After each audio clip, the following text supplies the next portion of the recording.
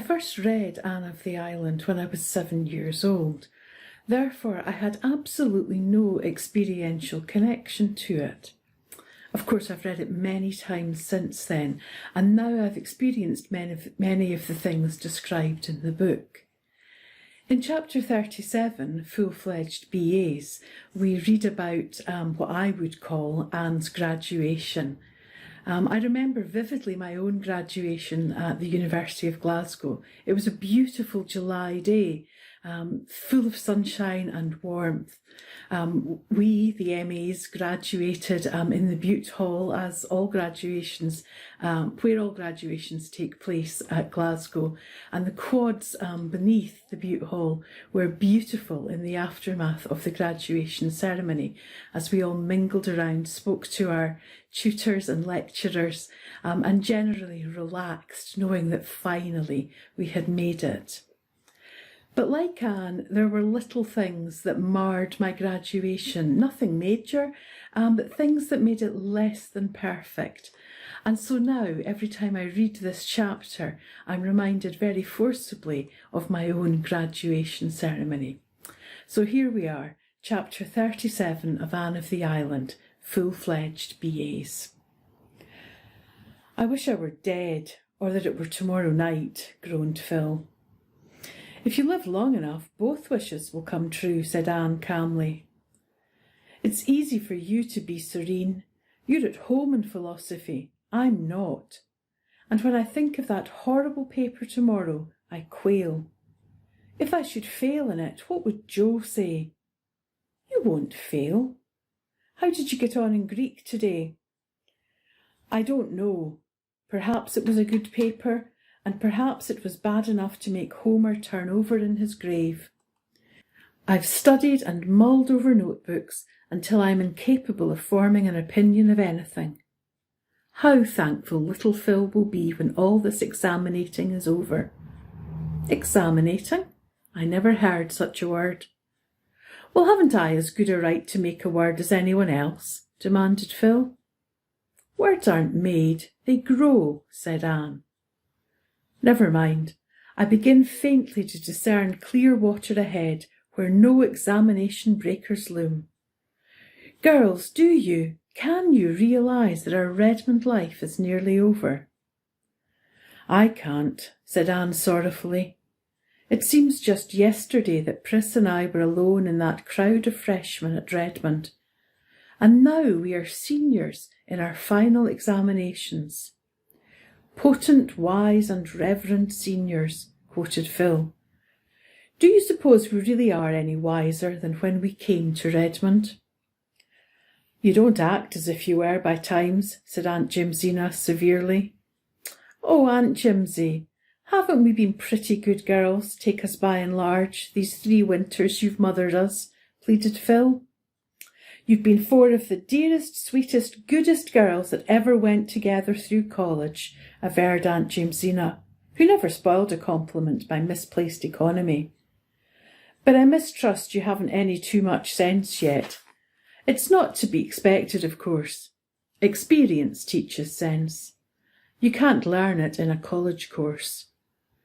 You've been to college 4 years, and I never was, but I know heaps more than you do, young ladies. There are lots of things that never go by rule. There's a powerful pile of knowledge that you never get at college. There are heaps of things you never learn at school, quoted Stella. Have you learned anything at Redmond, except dead languages and geometry and such trash? Queried Aunt Jamesina. Oh yes, I think we have, Auntie, protested Anne. We've learned the truth of what Professor Woodley told us last Philomathic, said Phil. He said, humour is the spiciest condiment in the feast of existence. Laugh at your mistakes, but learn from them. Joke over your troubles, but gather strength from them. Make a jest of your difficulties, but overcome them. Isn't that worth learning, Aunt Jimsy? Yes, it is, dearie. When you've learned to laugh at things that should be laughed at, and not to laugh at those that shouldn't, you've got wisdom and understanding. What have you got out of your Redmond course, Anne? Murmured Priscilla aside.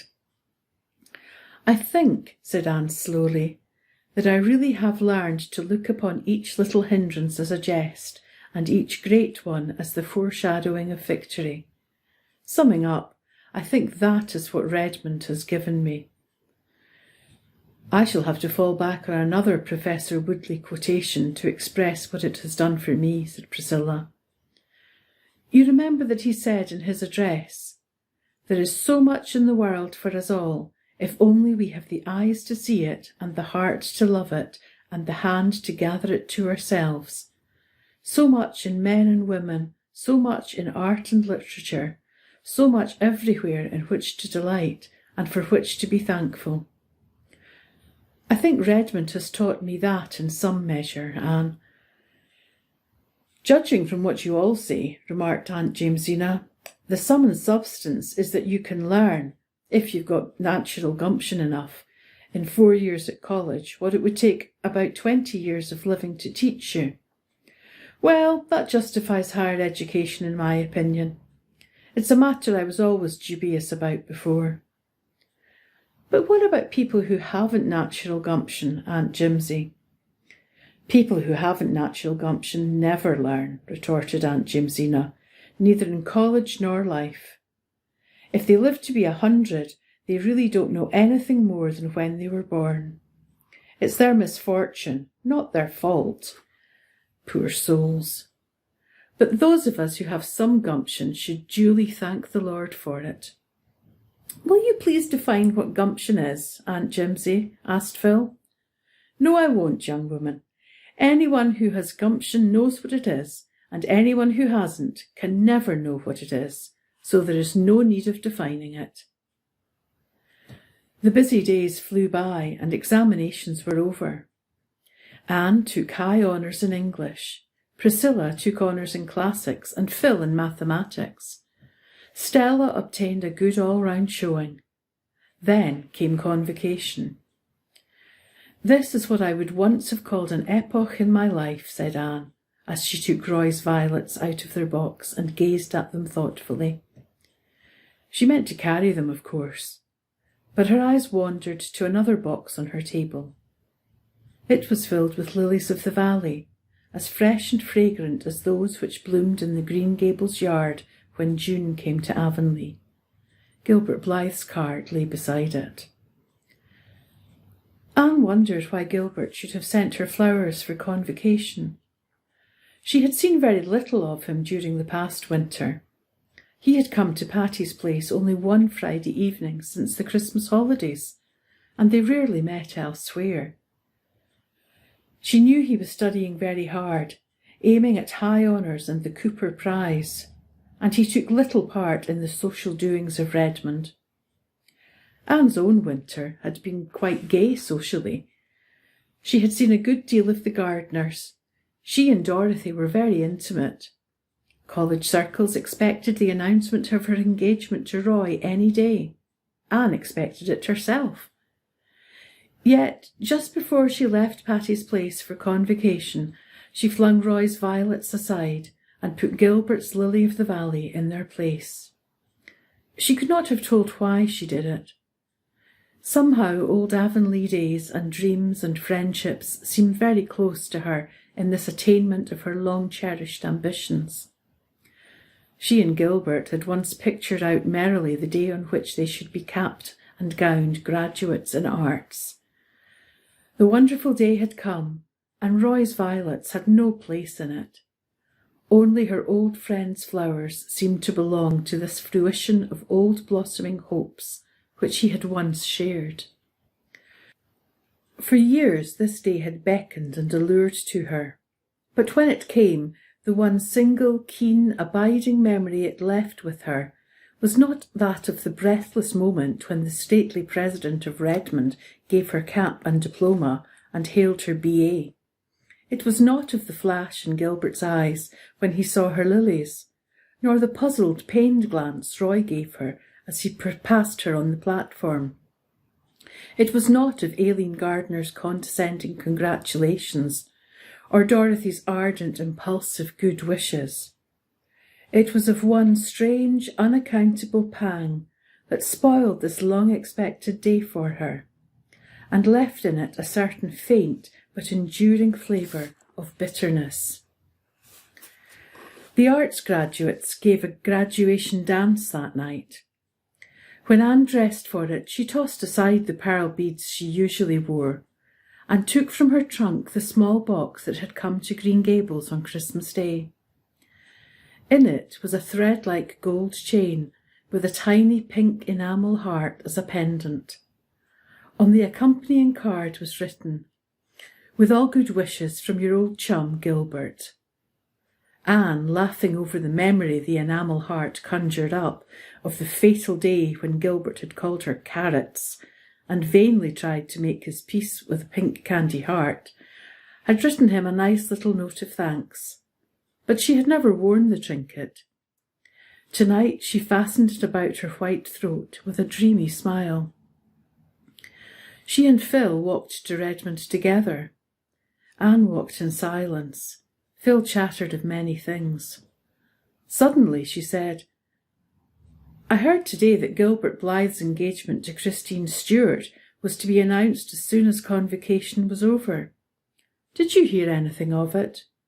"No," said Anne. "I think it's true," said Phil lightly. Anne did not speak. In the darkness she felt her face burning. She slipped her hand inside her collar and caught at the gold chain. One energetic twist and it gave way. Anne thrust the broken trinket into her pocket. Her hands were trembling and her eyes were smarting. But she was the gayest of all the gay revellers that night, and told Gilbert unregretfully that her card was full when he came to ask her for a dance. Afterwards, when she sat with the girls before the dying embers at Patty's place, removing the spring chilliness from their satin skins, none chatted more blithely than she of the day's events. "Moody Spurgeon Macpherson called here tonight after you left," said Aunt Jamesina, who had sat up to keep the fire on. "He didn't know about the graduation dance." "That boy ought to sleep with a rubber band around his head to train his ears not to stick out. I had a beau once who did that, and it improved him immensely. It was I who suggested it to him, and he took my advice, but he never forgave me for it." "Moody Spurgeon is a very serious young man," yawned Priscilla. "He is concerned with graver matters than his ears. He's going to be a minister, you know." "Well, I suppose the Lord doesn't regard the ears of a man," said Aunt Jamesina gravely, dropping all further criticism of Moody Spurgeon. Aunt Jamesina had a proper respect for the cloth, even in the case of an unfledged parson.